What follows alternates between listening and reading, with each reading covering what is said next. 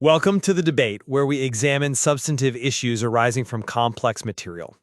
Today, we're diving into the technical blueprint of Immigo, a newly developed immigration agency management platform, really scrutinizing its design choices. That's right. Immigo is being marketed as, a true all-in-one solution. It promises seamless integration of client intake, case filing, financial management, document tracking, the works. And this scope, frankly, is what makes the analysis so compelling and, well, a bit concerning. Right, so the central tension we really have to address based on this rigorous design analysis is this. Given Immigo's highly ambitious scope and, the feature integration it has achieved, does its functional completeness justify prioritizing immediate deployment, even when faced with these identified foundational security and architectural vulnerabilities? Well, my position is pretty clear. The identified security risks and the architectural debt, they're fundamentally corrosive. They necessitate a halt, a genuine pause until these core issues are robustly resolved, regardless of the immediate functional appeal. And I maintain that the significant operational efficiency and the immediate holistic value provided by this achieved all-in-one integration, well, it far outweighs the critical, but I think ultimately manageable risks. Delaying deployment sacrifices a really vital competitive edge. Let's maybe delve into why that operational efficiency might be built on shaky ground. The design analysis clearly shows that while the platform promises to digitize an entire agency, it seems to have failed to adhere to modern security and, frankly, maintenance standards. Certainly. Immigo's core strength is its comprehensive scope and the seamless integration of complex, real-world immigration business processes. The developers clearly prioritized workflow continuity. You can see this in the excellent normalization of the database structure, using extensive foreign keys to link, disparate data sets. Referential integrity is essential, yes. But integrity itself is undermined by exposure, isn't it? I see why you think that, but let me give you a different perspective. Operational efficiency gained from this level of integration is the paramount immediate benefit. Just consider the granularity. The system features tables for client families, detailed rejection history, and that sophisticated case actions table for full, time-stamped activity tracking across users and clients. This isn't just a database, it's really an integrated operational control system. It is a detailed system, I'll grant you that. But complexity increases the attack surface. The analysis highlights several critical architectural weaknesses that compromise the entire system's integrity, even before we really dig into the specific security vulnerabilities. Such as? Well, just look at the long-term maintainability. The codebase relies on standard PHP HTML intermingling rather than adopting a cleaner, more modern templating engine. And crucially, there's a noted lack of an object relational mapper, or ORM. Okay, so for our audience, an ORM is essentially a tool, right? It lets developers interact with the database using object-oriented code instead of raw SQL statements. And while its absence is noted, the analysis did confirm the use of PDO-prepared statements that directly addresses the most common threat, SQL injection. That's true. PDO helps with injection, but relying solely on direct prepared statements creates, technical debt. Without an ORM, which maps database tables directly to usable programming objects, the code accessing the database just becomes messier. It makes future development slower, riskier, and definitely less scalable. This architectural choice, it seems to me, prioritizes initial speed over long-term stability. That's a compelling argument regarding development practices, but have you considered that a breach enabled by the lack of foundational security features would render all that comprehensive data instantly compromised? The foundation must be secure before scaling functionality. And the critical omission here, as the analysis points out, is the absence of cross-site request forgery, CSRF protection in sensitive post forms. I absolutely agree that the lack of CSRF protection is a major vulnerability, and we need to address it in depth. But I still hold that the comprehensive and sophisticated role-based access control setup, defined by separate roles, permissions, and the role permissions bridge table, it does ensure accountability is built into the workflow from day one. That mitigates some internal operational risk, which, let's face it, is often overlooked in favor of external threats. Internal controls are excellent, sure, but they don't stop external exploitation. Let's maybe move to our first core contention. This one really highlights the system's trade-off between strict integrity and regulatory agility. I want to defend the system's choice in managing those status fields. You're referring to the use of variable length string fields, the varchar 50, for critical status indicators right across the platform in tables like cases.status, documents.status, and invoices.status. Exactly. This offers the necessary flexibility you see to quickly adapt to changing regulatory environments and visa status definitions without requiring complex, slow database schema changes or implementing new lookup tables. I mean, if USCIS introduces a new phase of administrative processing review, the agency can immediately input and track that status. It's an intensely practical design for an evolving industry. I'm sorry, but I just don't buy that the cost of that flexibility is acceptable. Using varchar 50 for statuses introduces, inevitable risks, data entry errors, inconsistency. It makes the very advanced reporting Immigo promises incredibly brittle. But surely those data entry issues are typically managed at the application layer. The UI can provide drop-downs or, controlled text inputs to enforce consistency while the database schema stays agile. That just shifts the burden of data integrity entirely onto the front-end code, doesn't it? Which is notoriously easier to bypass or change. I mean, how do you consistently filter on submitted if half your staff enter submitted to consulate and the other half enter sent because of some UI bug or, worse, an unauthorized script? Well, if the application layer is properly designed, that shouldn't happen. But the architectural debt we just discussed suggests the application layer might already be compromised by complexity and maybe less than ideal practices. The analysis correctly pointed out that controlled methods like an enum or, much better, a dedicated status lookup table governed by a foreign key are superior. Using a foreign key ensures referential integrity. You literally cannot input a status that doesn't exist in the lookup table. This choice feels like it prioritizes initial development speed over long-term stability and reliability.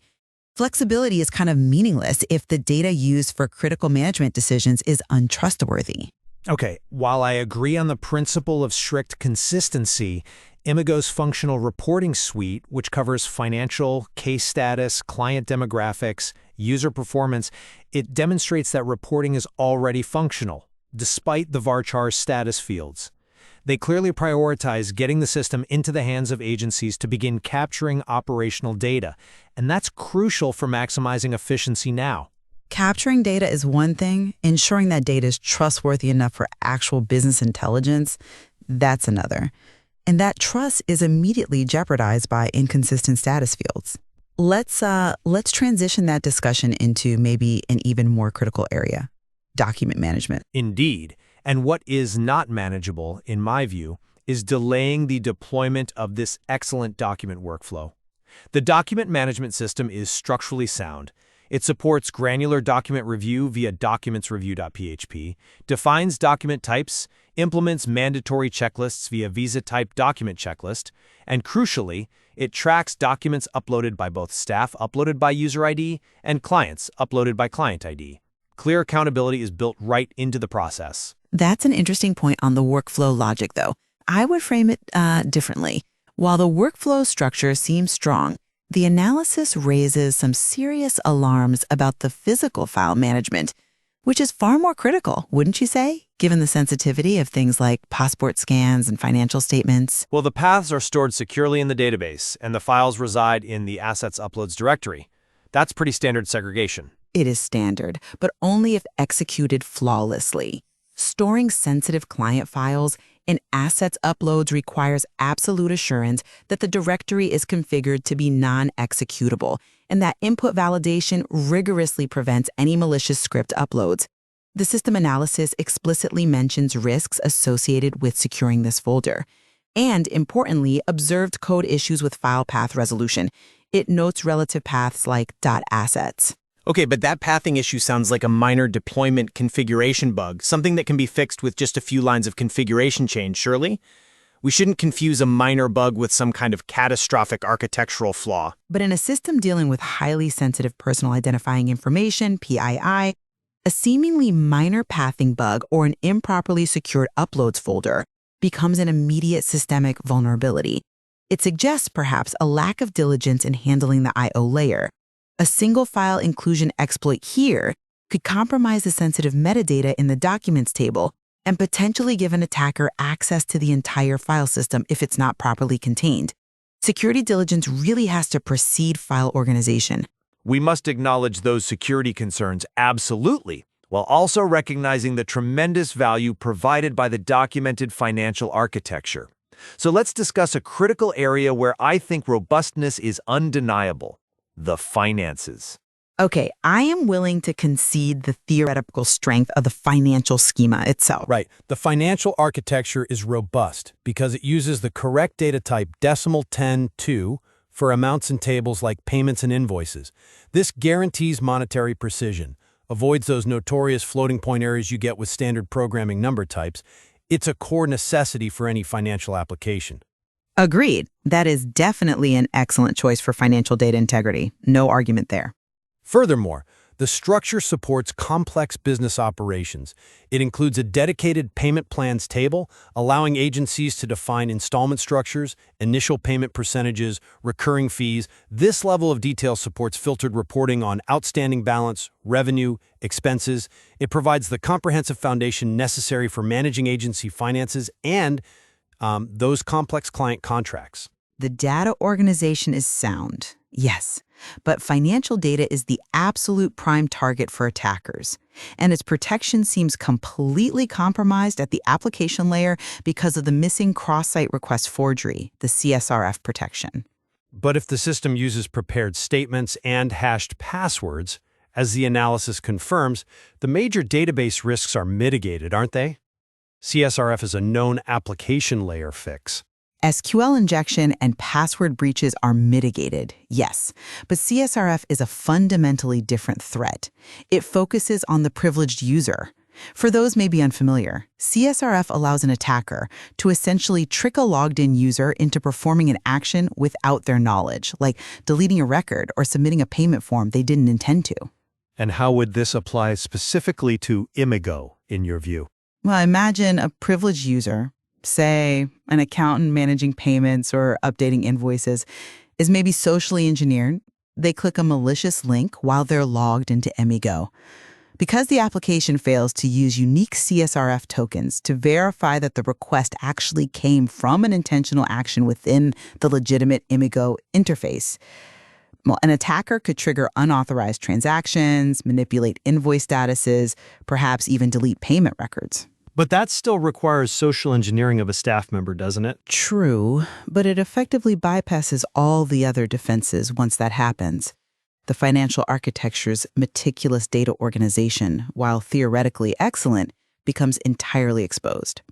And worse, the audit trail provided by your excellent case actions table could be flooded with malicious or false entries, making the entire history of transactions instantly untrustworthy.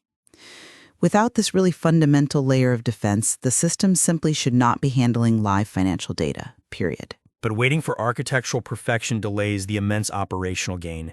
Agencies need the unified client portal, the automated notifications, the activity tracking. They need it now to remain competitive. The security issues, while certainly important, are focused on the application layer and, I believe, can be addressed incrementally post-deployment via, say, an aggressive patch schedule. And my counter is that you cannot incrementally secure an already deployed system when the initial deployment exposes such fundamental weaknesses like the absence of CSRF protection and these potential file path exploits. Deploying now means every single user is handling highly sensitive financial and personal data under, frankly, compromised security conditions. The operational gains become utterly irrelevant the moment a high-profile, preventable breach occurs. So, we have established that Immigo offers impressive, centralized functionality. It's crucial for a modern immigration agency, integrating case tracking, robust financial processes, critical communications. The database normalization, the scope of its feature set, including detailed dashboards for performance and demographics, it all makes a compelling case for immediate adoption. The architecture, I argue, is strong enough to absorb the necessary security remediation efforts. However, critical, preventable vulnerabilities, specifically the noted absence of CSRF protection, the potential architectural risk associated with physical file security, and the lack of robust data integrity control for statuses, these introduce non-trivial risks that undermine the system's core promise, protecting confidential client and agency information.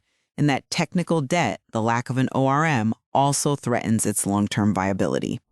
So the question really for the deploying agency is whether the immediate benefits of seamless process integration outweigh the manageable, though serious application layer risks that absolutely require immediate patching attention. While complexity, as we know, often requires multiple perspectives to fully appreciate, the assessment clearly shows areas where future development must focus very heavily on mitigation before trusting this system with live financial and personal information.